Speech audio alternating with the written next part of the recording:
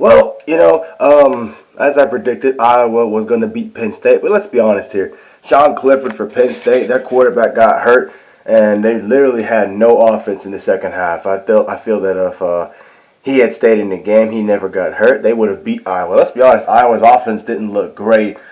Excuse me.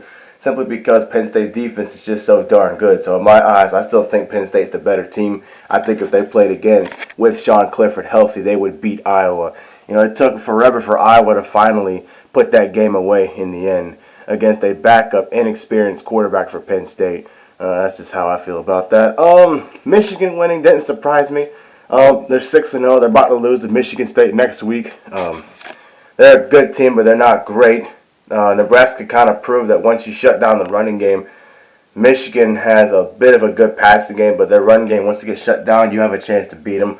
I think Michigan State's going to beat them next week at their house. What else? LSU is in trouble. Ed Orgeron is in trouble. He should have. I don't know what's going on over there in Baton Rouge, but clearly Ed Orgeron is not a good coach. He's not doing his job. I think he's going to get fired by the end of the season. You got Florida next week. You'll probably lose that game.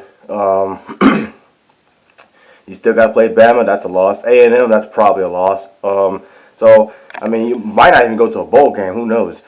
Florida State won as I predicted. Texas, that was a big shocker. I really thought Texas was going to win that game, but they didn't. Whatever. I'm still a Longhorn fan. Who else? Oh, yeah, Georgia and Auburn. That was not a surprise. Honestly, if Auburn had a half-decent quarterback, if Bo Nix was not the quarterback, I think Auburn would have had a closer game with Georgia. I don't know if they would have won that game, but it would have been a better game for them. Let's be honest. They kind of showed that they can run the football against anybody. They had 80, 90 yards against Georgia, maybe 100, I don't know. But they ran the ball pretty effectively. That means that they got a really good run game. And like I said, you need a quarterback that's good on third down. And Auburn clearly didn't have that last night. They should let the other guy play. Finley from LSU play. He should be the quarterback. He's the one that brought them back against Georgia State. I think they would have lost to Georgia State. Whatever. But, yeah, that's pretty much it. I'll continue talking about football games because it's still football season, and then we'll go from there.